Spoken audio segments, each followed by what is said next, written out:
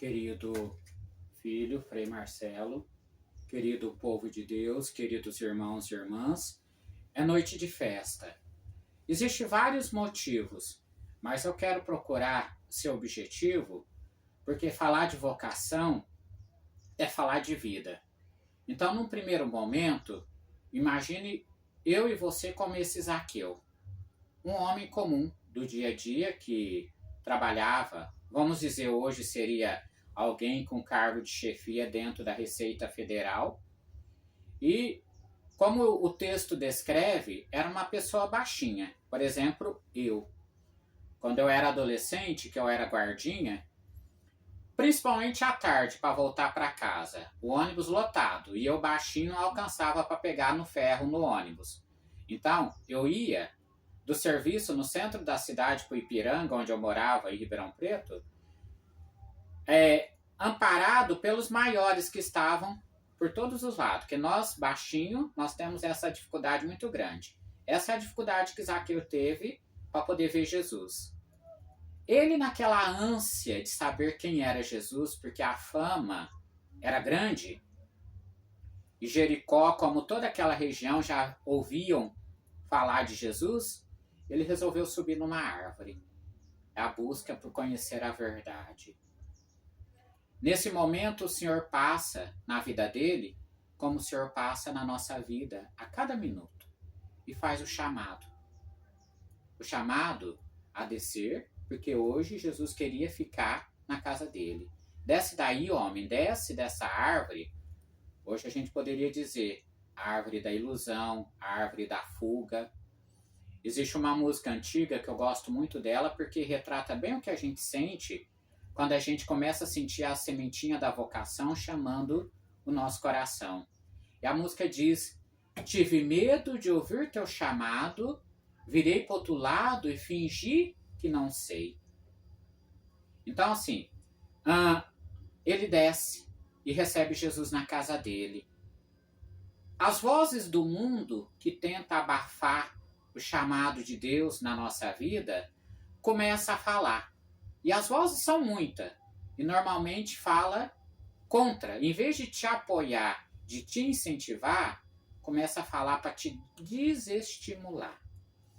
Nossa, o Senhor foi se hospedar na casa de um pecador. Aí eu pergunto, quem não tem pecado? Quem não tem falha? Quem não erra? Bom, ele fala para o Senhor, ele faz a profissão de fé dele. Senhor, o que eu errei, no que eu errei, eu vou devolver e quero restituir o dobro se eu prejudiquei algum irmão. Aqui está a resposta à vocação cristã que nós recebemos no batismo. O chamado, em primeiro lugar, a ser amigo do céu. Por isso que eu e você somos chamados a ser esse Zaqueu, nesse sentido. O professor, o trabalhador rural, o que recolhe a sucata na rua, a faxineira, a babá, aquela moça que ganha dinheiro passando roupa na casa dos outros, enfim, todos. Esse é o chamado que nós recebemos. Definindo isso, nós vamos para o segundo passo. A festa de hoje ela é importante porque ela inicia o nosso ano sabático, o nosso ano jubilar. O que é o ano jubilar, bispo? Conforme a palavra de Deus, é um ano de ação de graças, de festa, de preparação por uma festa específica. No nosso caso, 10 anos de fundação do nosso instituto. A vida religiosa, de modo geral, no meio católico, independente do ramo do catolicismo, mas a vida religiosa é como aquele jardim.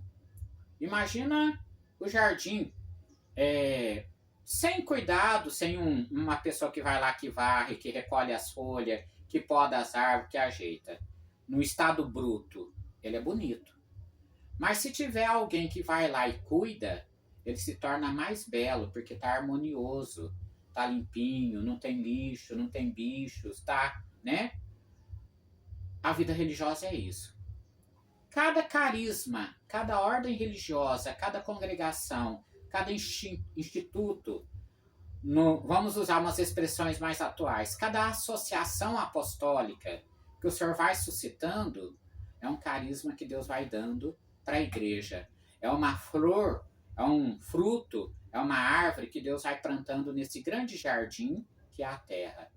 Então, não é em vão, não é coincidência, é por necessidade. Francisco, bem como Domingos de Gusmão, o fundador dos dominicanos, surge na Idade Média, no século XII. É aquilo que o comentário inicial nos lembrou. A reforma da igreja.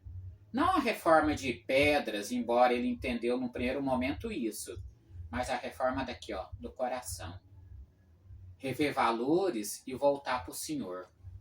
Por isso que a vida religiosa, seja ela masculina, seja ela feminina, embora no nosso caso é misto, porque homens e mulheres se consagram juntos e vivem essa consagração no meio do mundo, mas ela tem um objetivo: praticar o carisma dado por Deus no Evangelho no dia a dia. Ser um trechinho. No comentário inicial ele citava também o texto do Sermão da Montanha, que Francisco começou a viver a primeira bem-aventurança, né? A questão da pobreza, da simplicidade, da humildade. Francisco é uma escola maravilhosa porque a gente olha para ele, a gente vê como que Deus é simples e nós complicamos as coisas. Francisco era filho de tecelão. O pai dele, Bernardone, mexia com loja, vendia tecidos, então estava na área do comércio. A gente não pode dizer que ele era milionário, mas vamos dizer aí de classe média. Se vivesse hoje, teria uma vida boa relativamente. E em determinado momento, ele começa a ter essa certa dificuldade espiritual, o desânimo que todo jovem passa. Vem as cruzadas e ele se inscreve para essa cruzada, para uma delas, porque foram várias. E lá acontece uma série de coisas e lá ele faz um encontro pessoal com Jesus. E ele volta com essa questão: Senhor, o que queres de mim? Qual que é o teu desejo? Qual que é o teu objetivo na minha vida? Eu quero falar para você. A consagração ao Senhor não é o teu pai, não é a tua esposa, não é o teu marido que impõe. É algo teu. A primeira consagração é o batismo, que o Senhor toma posse de todo o nosso ser como propriedade, como pertença dele. O chamado é só mais um degrau que você vai subindo nessa propriedade. Normalmente a vida religiosa surge para se viver em comunidade. As ordenações, o diaconato, o presbiterato vêm por uma necessidade de responder à igreja. Então, se você tem curiosidade, venha nos conhecer, como venha conhecer qualquer outra instituição religiosa séria, espalhado no Brasil, no mundo, o meio anglicano, o meio ortodoxo, os véteros. Existe um trabalho, existe um evangelho sendo anunciado, e como o Senhor mesmo disse, pedir operários, porque a messe é grande e poucos são os operários. Nós teremos durante todo esse ano de ação de graças, todo mês, momentos de oração pedindo vocações, assim como também rezando por todas essas necessidades. Porque o nosso primeiro carisma, e esse é o terceiro ponto para me concluir, o nosso carisma nasce justamente da minha necessidade de rezar por todos os deficientes. De forma bem sintetizada, meu finado pai não enxergava. Eu e a minha irmã, a Dulcileia, herdamos a genética.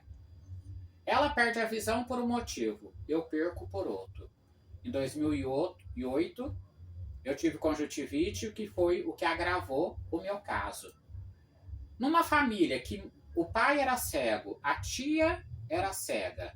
Então nós convivíamos muito com essa questão da deficiência. E nós, no meio dos cegos, sempre teve a devoção a Santa Luzia, porque se acredita, se tem como forma de fé, que Santa Luzia é a madrinha dos cegos. Então nós começamos a rezar todo dia 13 por todos os tipos de deficiência. Esse é o nosso primeiro trabalho que o Senhor nos deu.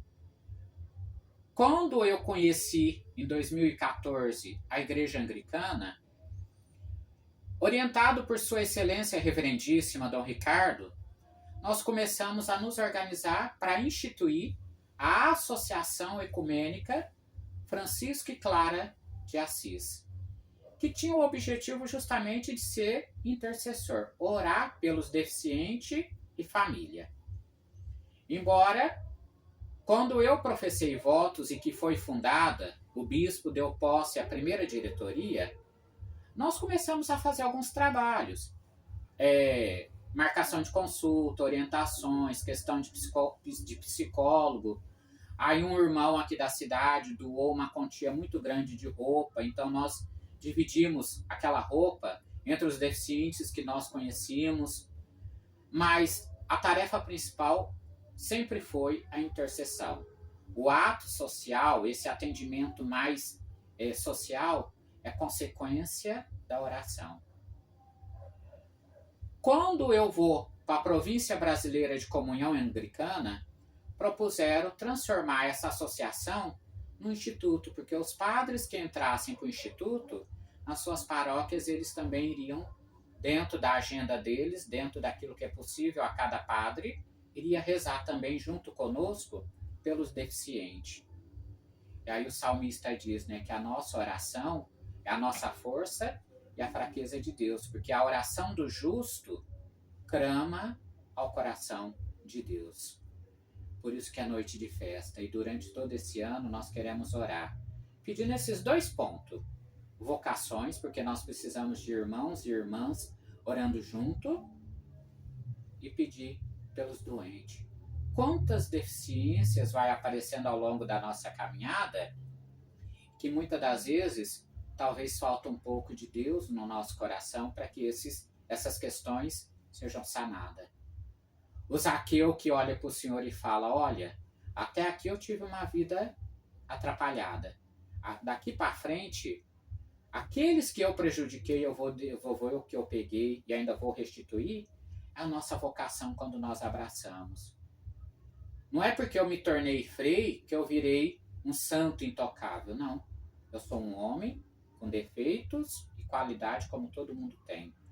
Mas eu sou uma pessoa que, conhecendo o Evangelho do Senhor, eu sei que eu preciso todos os dias me autoanalisar. E essa é a exigência da vocação. Se realizar vocacionalmente é ter a humildade de reconhecer. Eu sou frágil, eu tenho limite, por isso eu não posso cobrar do outro aquilo que eu não tenho nem para mim mesmo.